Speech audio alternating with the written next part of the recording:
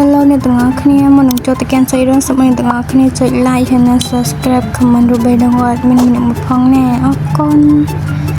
មិនយូរប៉ុន្មានមនុស្សរបស់ហើសួនបានមកដល់ជំរំទន្លេខ្មៅព្រះអង្គម្ចាស់ទី2ហើសួនក៏និយាយថាប្អូនប្រុសទីបំផុតពួកយើងបានជួបគ្នាហើយព្រះអង្គម្ចាស់ខ្វាងដល់ចូលមកនិយាយរាក់ទាក់គាត់សួរថាហេតុអីបានជាគាត់មកទីនេះដោយមិនផ្ដល់ដំណឹងទុកមុនអញ្ចឹងហើសួនតបទៅវិញថាព្រះបិតាបញ្ជូនគាត់មកទីនេះដើម្បីឲ្យរៀនពីព្រះអង្គម្ចាស់ខ្វាងហើយនិយាយបន្តថាប៉ុន្តែនៅទីនេះមើលទៅអាក្រក់មើលខ្លាំងណាស់សួរថាតើមិនមានអីសប្បាយលេងនៅក្បែរនេះទេឬព្រះអង្គម្ចាស់ខ្វាងតបថានៅទីនេះកំពុងតែប្រយុទ្ធប្រឆាំងជាមួយពពួកអារ្យវាមានគ្រោះថ្នាក់ខ្លាំងណាស់ហើយសួនតបថាគេនិយាយត្រូវហើយក៏ដល់ចេញមកគេគិតថាបើសិនជាព្រះអង្គម្ចាស់ខ្វាងមិនព្រមប្រាប់ថាទីនេះមានអីសប្បាយលេងទុកឲ្យគាត់ជាអ្នករកដូចខ្លួនឯងគេបាននាំកូនចៅរបស់គេមួយចំនួនដើរមើលក្បែរទីនោះដើរមកដល់ស្រះទៅគេដាក់គល់អង្គុយដើម្បីលាងដៃក្រឡេកភ្នែកទៅឃើញរូបយីវូនៅក្នុងទឹកធ្វើឲ្យគេភ្ញាក់ផ្អើលយីវូស្ទុះផុសចេញមកពីទឹកព្រះអង្គម្ចាស់ហើសួនសួរថាតើនាងមិនមែនត្រូវដុតស្លាប់ហើយទេឬតើនាងគឺជាអ្នកណាគេឲ្យប្រកាសទៅយីវូអូនទៅក្បែរមុខរបស់ហើសួននិយាយខ្សឹ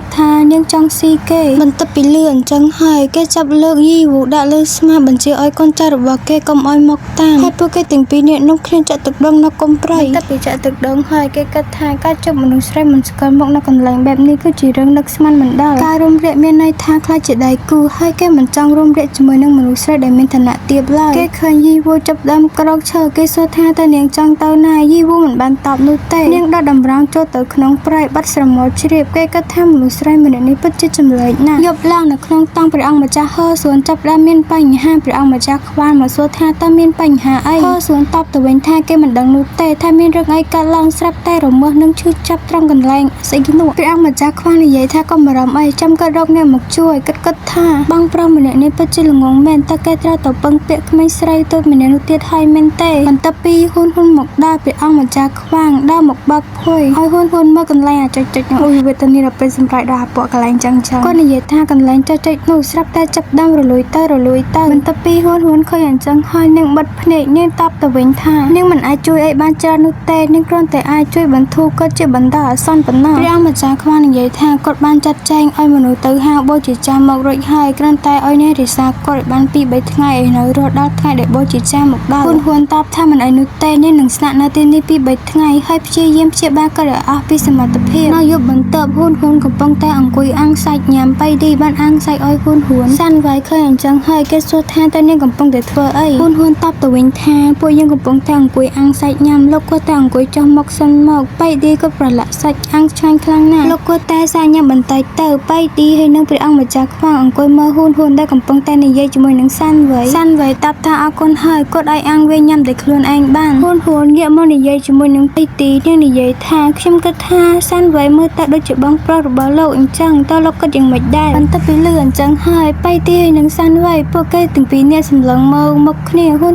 គិតថានាងចង់ឲ្យសាន់វាយនិងបៃឌីប្រស្រ័យតាក់ទងគ្នាបន្ថែមទៀតប៉ុន្តែបៃឌីហាក់ដូចជាមិនចាប់អារម្មណ៍ក្នុងការនិយាយជាមួយនឹងសាន់វាយឡើយបន្ទាប់ពីហូបអីហើយរៀបនឹងចូលគេងហ៊ុនសួរបៃឌីថាមុននេះហេតុអីបានជាគេមិនព្រមនិយាយជាមួយនឹងសាន់វាយបៃឌីតាប់ទៅវិញថាហេតុអីបានជាគេត្រូវនិយាយជាមួយនឹងគាត់ហ៊ុននិយាយថាតើលោកមិនសង្ស័យថាគាត់អាចជាបងប្រុសរបស់លោកទេឬនិយាយជាមួយនឹងគាត់បន្ថែមទៀតទៅនោះលោកប្រហែលជាអាចរកឃើញអីមួយបៃឌីសួរថានាងពិតជាចាប់អារម្មណ៍លើរឿងរបស់សាន់វាយខ្លាំងណាស់តែនាងដឹងរឿងអីឬបន្ទាប់ពីលឺអញ្ចឹងហើយធ្វើឲ្យហ៊ុនចាប់តាមភ័យខ្លួននាងនិយាយថានាងគ្រាន់តែចង់និយាយគ្នាលេងប៉ុណ្ណោះតែនឹងស្រាប់តែលឺសំឡេងនៅខាងក្រៅបៃឌីឲ្យហ៊ុននៅទីនេះសិនហើយគេនឹងចេញទៅមើលបន្ទាប់ពីបៃឌីចេញទៅខាងក្រៅបាត់ស្រាប់តែលឺសំឡេងចេញពីលើដំបូលឃើញជើងសត្វបានធ្លុះចូលមកធ្លាក់ពពួកសត្វល្អិតដ៏ធំមិនដឹងហៅថាមិនដឹងសត្វល្អិតឬក៏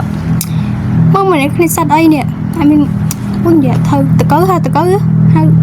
ហៅតកៅសត្វល្អិតនឹងសត្វធំគ្រប់អីបាក់ហៅមកបន្ទាប់ពីហ៊ុនឃើញអញ្ចឹងហើយធ្វើឲ្យនាងចាប់ដើមស្រែកជាខ្លាំងនាងគិតថាជាសត្វល្អិតមានផ្ទៃពោះអញ្ចឹងឬវាស្ទុះចូលវាប្រហាហ៊ុនបន្ទាប់ត្រូវហ៊ុនហៅលៀនឲ្យមករេរៀងលៀនរត់សត្វល្អិតនោះរហូតដល់ធ្លាយពោះចេញកូនដង្កូវតូចមកហ៊ុនហៅលៀនត្រឡប់មកវិញនាងបោះភ្លើងដើម្បីដុតសត្វល្អិតដែលបានចេញពីពោះរបស់ដង្កូវយក្សនោះដង្កូវនោះប្រែរូបទៅជាយីវូធ្វើឲ្យហ៊ុនភ្ញាក់ផ្អើលជាខ្លាំងយាយបិសាចយីវូស្រែកថានាងហ៊ានសម្លាប់កូនរបស់ របស់យើងផងនាងរត់មកដល់ខាងក្រៅជួបមនុស្សនៅខាងក្រៅនាងស្រែកឲ្យពួកគេឆាប់រត់ទៅនៅតាមផ្លូវដែលនាងកំពុងតែរត់គេចពីសត្វដង្កូវយក្សនាងស្រែកថាតើមានអ្នកគេនៅតាមនឹងដែរទេជួយនាងផងពេលនោះសឹកតែសំឡេងប្រពន្ធសាប៉ាចេញមកគេនិយាយថាឲ្យនាងបាត់ទៅខាងស្ដាំបន្ទាប់ពីឮសំឡេងរបស់សាប៉ាធ្វើឲ្យហ៊ុនសប្បាយចិត្តជាខ្លាំងទីបំផុតលោកត្រឡប់មកវិញហើយមែនទេសាប៉ាសួរថាតើនាងនឹកគេដែរទេហ៊ុនតបទៅវិញថានាងពិតជានឹកគេខ្លាំងណាស់នាងក៏ថាអស្ចារ្យណាស់សាប៉ាមិនបានចាក់ចេញពីនាងនោះទេបន្ទាប់ពីមកដល់មាត់ទឹកនាងសួរប្រពន្ធសាប៉ាថាគាត់ធ្វើយ៉ាងម៉េចទៅ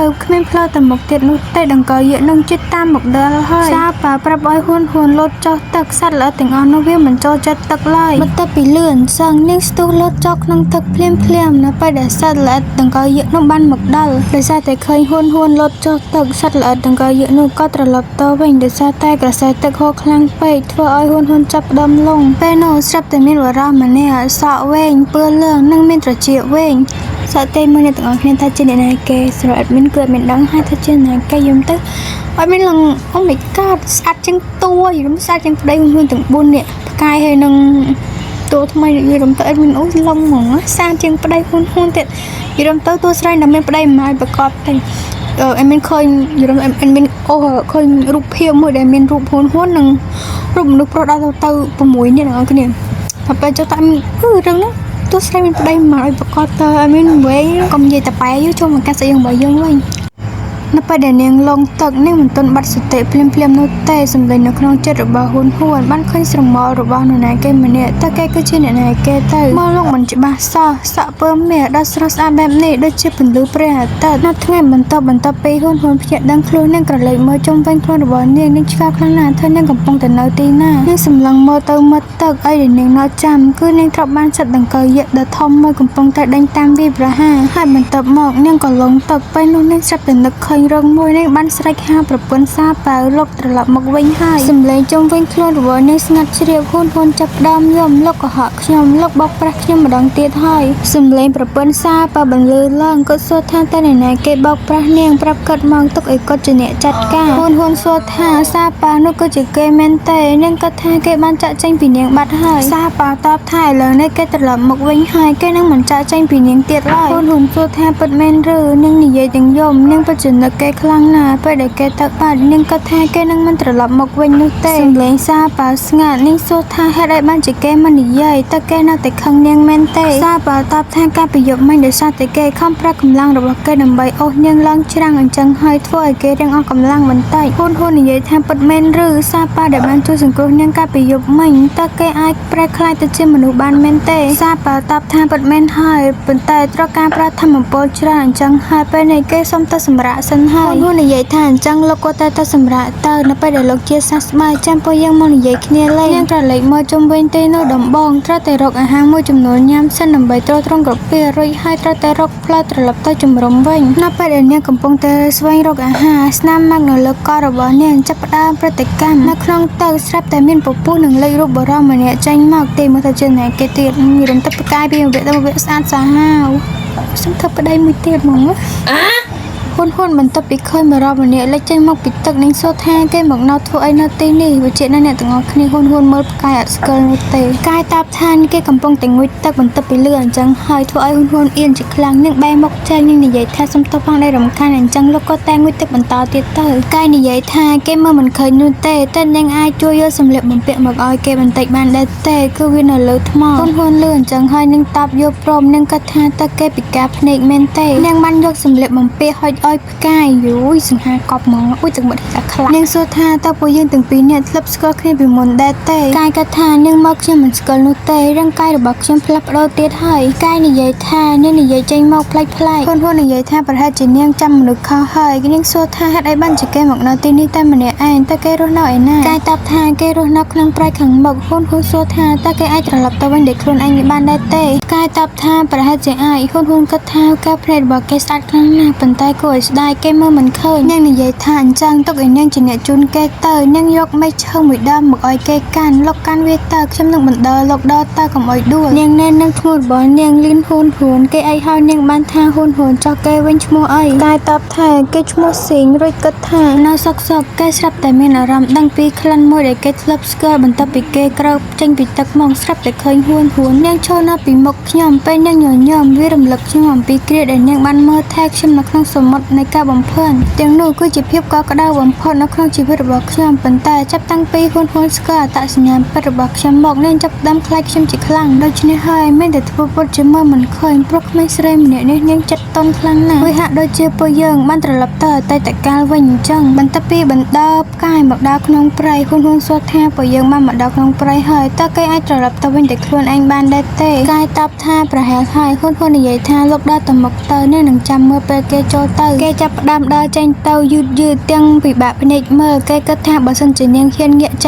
เตอร์แกหนึ่งจับเนียงตลับเตอร์สมบัติบัมเพลินไว้เหมือนทานยังจังหรืออัดนุเตะบันตปีเคยกายดาวใจเตอร์เนี่ยปีบะเป็นเอกเมื่อครั้งเปกนิ่งห้าวกายเอาโนจำบันเตยังสตูรวดต่อจับได้แกยังในใหญ่ท่าตกอีกแนวนำแกตับเต็มมันไปเด็กยังจะจังกายตับโยบรอมแกก็ท่าหุ่นนับแต่จัดละอ่อนนั่งโคอัสระลายโดยเรือดองยังการแต่เมียนจัดละอ่อนหนึ่งกอกระดาแกการแต่จังโอยังโจเตอร์ท่านรัวให้เต้าวินิจมือหนึ่งแก What